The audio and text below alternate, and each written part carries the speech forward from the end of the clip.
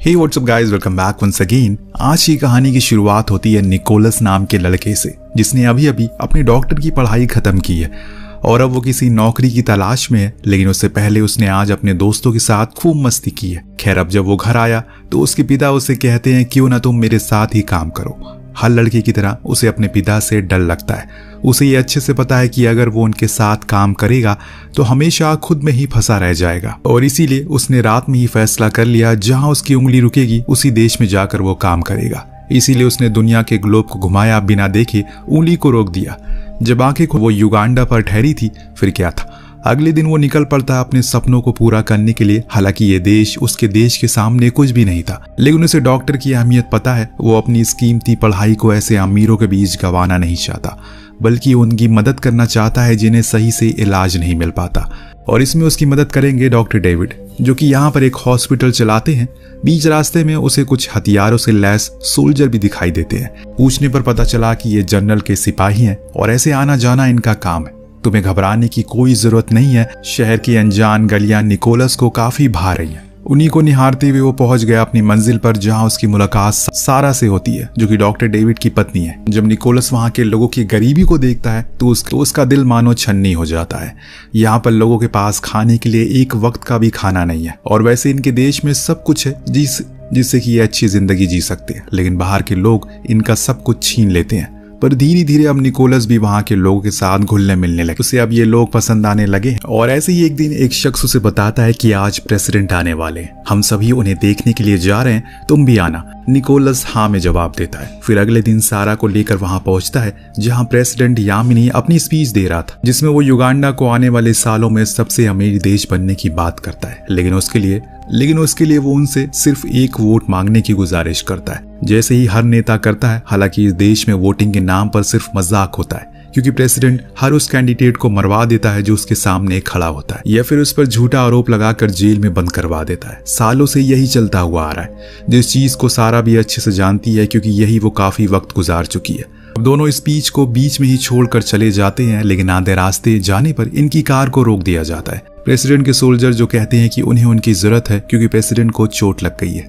इसीलिए दोनों फौरन उनके पीछे जाते हैं, जहां वो किसान पर चिल्ला रहा था, जिसकी बेल की सींग से उसे टक्कर हो गई। निकोलस आकर फौरन उनकी मरहम पट्टी करता है, लेकिन बार बार वो सांड उसे परेशान कर रहा होता है, जिसे परेशानी में आकर यामिनी बंदूक से उसे मार डालता है। और ये देख वहां खड़े आसपास के लोग भी हैरान थे। अब उसने यामिनी की बंदूक को कैसे उठाया, वो खुद भी हैरान था। इसीलिए उसने उससे पूछा क्या वो ब्रिटिश है, तो निकोलस ने जवाब में कहा कि नहीं, वो स्कॉटलैंड से है, जिस नाम की उसने शर्ट भी पहनी है। जो देख वो हंसने लगा और कहता है कि अरे मुझे स्कॉटिश लोग बहुत पसंद है, क्या तुम मुझे ये शर्ट दोगे, मैं बदले में तुम्हें अपनी यूनिफॉर्म दे दूंगा। वो मान गया और अदला बदली कर ली। अगले दिन निकोलस के पास हेल्थ मिनिस्टर आकर उसे मुलाकात करते हैं। उसे बताते हैं कि प्रेसिडेंट उससे मिलना चाहते हैं, तो उसे भी चलना होगा। निकोलस भी तैयार हो गया, लेकिन जब वो उसकी कार में बैठा तो बाहर के जो गांव वाले थे उसकी कार के आगे पीछे घूमने लगते हैं। ये सब देख उसे काफी अच्छा लगा कि लोग उसे पहचानने लगे।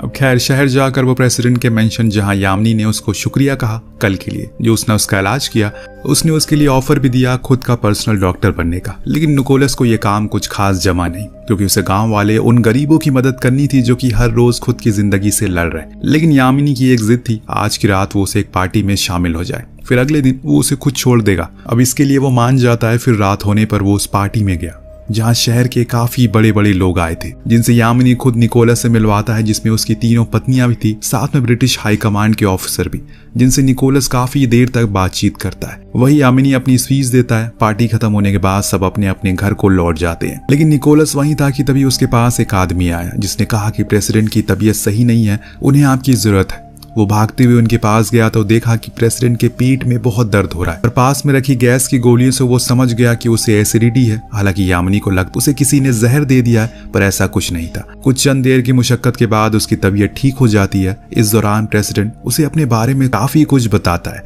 जैसे वो पहले ब्रिटिश आर्मी में था, क्योंकि उस समय में मेरे पास खाने और पहनने को कुछ नहीं था। उस दौरान वो लोग मुझसे टॉयलेट साफ करवाते थे, और आज देखो मेरे पास सब कुछ है। उनकी बातें सुन निकोलस को काफी अच्छा लगता है। उसे उसके प्रति सहानुभूति होती है। इसीलिए अगले दिन उसने सारा को इत्तिला कर दिया कि अब वो वहां नहीं आएगा, बल्कि यही काम करेगा। ये सुन सारा भी थोड़ा हैरान थी, क्योंकि वो जानती है कि इसका हशर क्या होने वाला है, लेकिन वो उसे कुछ कहती नहीं क्योंकि वो युगांडा में है ना कि लंदन में। धीरे धीरे आपको भी समझ आने लगेगा कि ऐसा क्यों मैं कह रहा हूँ।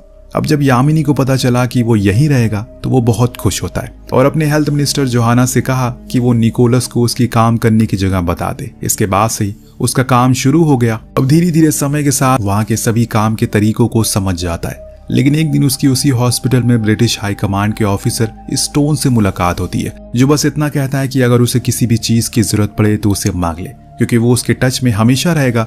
निकोलस को समझ में नहीं आया कि आखिर वो ऐसा क्यों कह रहा है और ना ही उसकी इस बात पर ज्यादा गौर किया। समय के साथ अब यामिनी और निकोलस की दोस्ती गहरी होती जा रही है।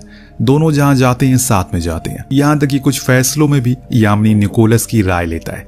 लेकिन एक दिन चीजें काफी बदल जाती है। जब अचानक शहर के बीच एक धमाका हो गया, तभी एक गार्ड आकर निकोलस को बताता है कि प्रेसिडेंट की बेटी की तबीयत सही नहीं है। इसीलिए वो भागते हुए गया तो देखा कि उसे मिर्गी के दौरे पड़े।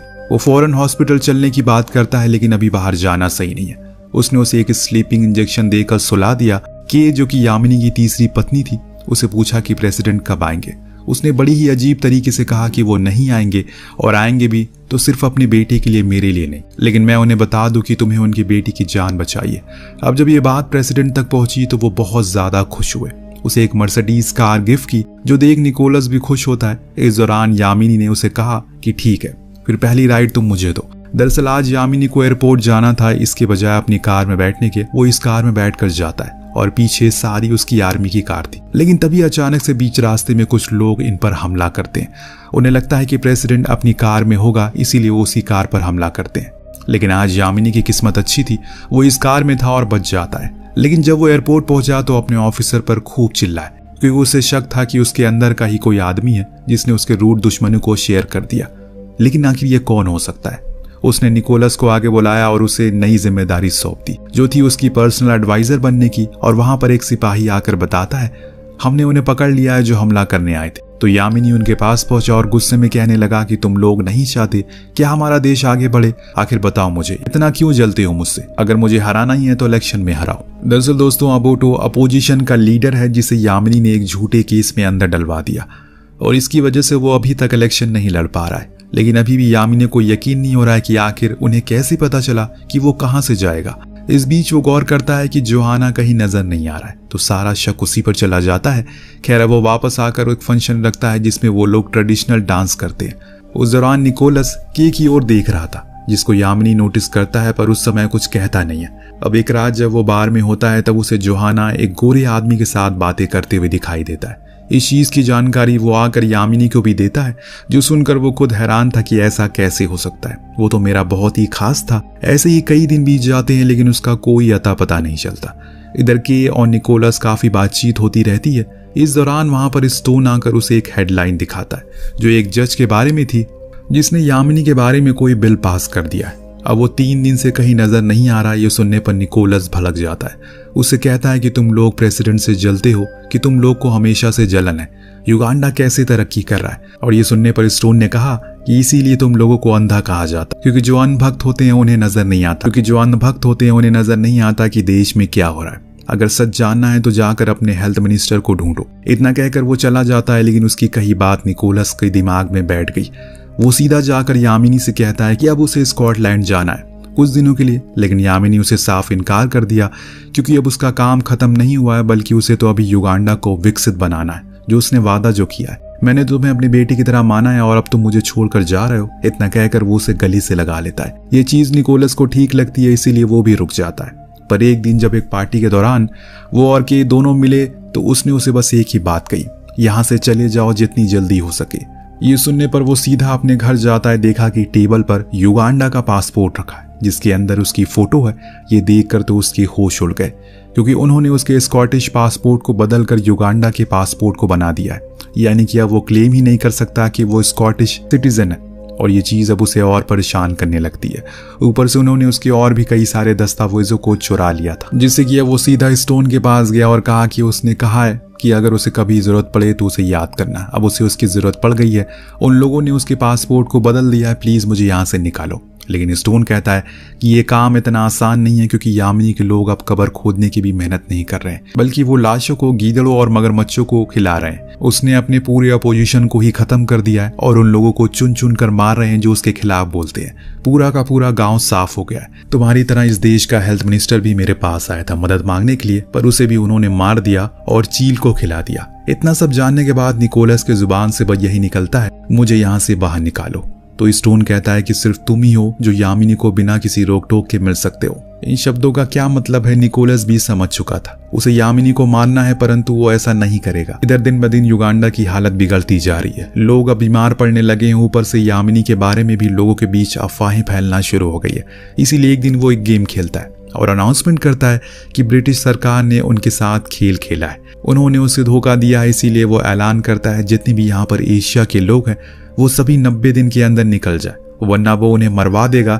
ये खबर आग की तरह फैल जाती है और जितनी भी एशिया के लोग थे वो वापस अपने देश चले जाते हैं। पर निकोलस अभी भी बहुत परेशान है, क्योंकि की प्रेग्नेंट हो चुकी है और उसे पता था कि उसने उसे धोखा दिया है। और के भी ये बात निकोलस को बताती है और कहती है कि वो तो डॉक्टर है, उसे कुछ करना होगा। पर निकोलस ऐसे 20 सड़क पर कुछ नहीं कर पाएगा। उसे घर जाने को बोलता है और खुद जाकर हॉस्पिटल से दवाइयां लेने लगता है कि तभी वहां पर यामिनी के कुछ लोग आते हैं जो कहते हैं कि उसे प्रेसिडेंट ने बुलाया।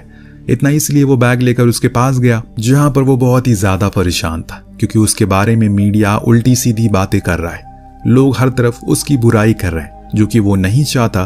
तो उसने अपने एडवाइजर निकोलस से पूछा कि अब उसे क्या करना चाहिए। उसने कहा उन्हें एक प्रेस कॉन्फ्रेंस करनी होगी, जिसमें उन्हें सभी को बताना होगा कि वो उनके लिए क्या क्या कर रहे हैं और ये सभी लोग जो छाप रहे हैं वो गलत है। यामिनी को उसकी सलाह पसंद आती है। उसने उसी समय प्रेस बुलाई। इधर निकोलस भागकर की के घर गया। वहां बताया कि वो लोग उसे हॉस्पिटल लेकर गए हैं, लेकिन जब वो हॉस्पिटल गया तो पूरा सन्नाटा था। कुछ लोग एक रूम के बाहर खड़े थे। अब जब निकोलस अंदर गया तो देखा कि वहां पर के की लाश पड़ी है, जिसके हाथ की जगह पांव लगे हैं और पांव की जगह हाथ।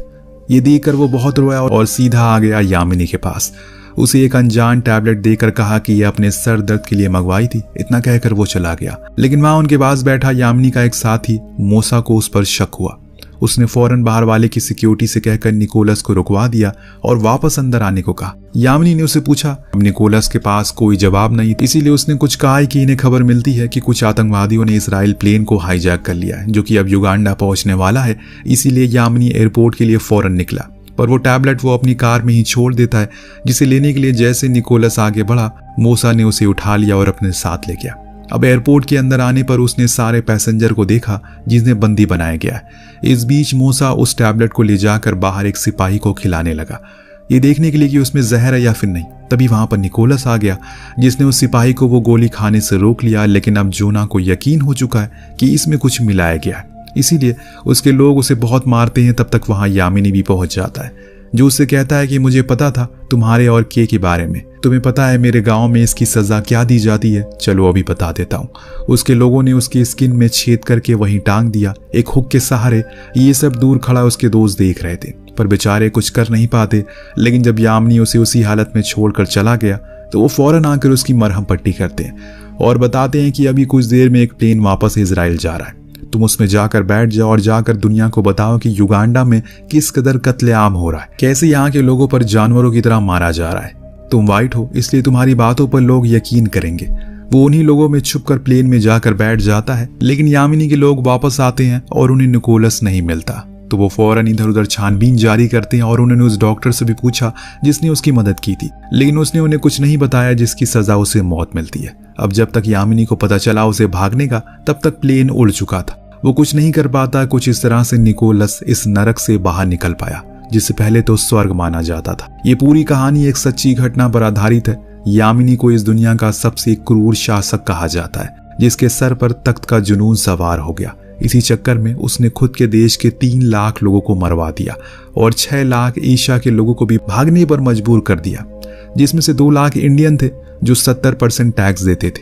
लेकिन उनके जाने के बाद सब कुछ खत्म हो गया और आज युगांडा की क्या हालत है आप देख ही सकते हैं। इसी के साथ ये कहानी यहीं पर खत्म हो जाती है। आपको कहानी कैसी लगी हमें कमेंट करके जरूर बताएगा। मिलते हैं अगले वीडियो में। Thank you so much watching. Peace out.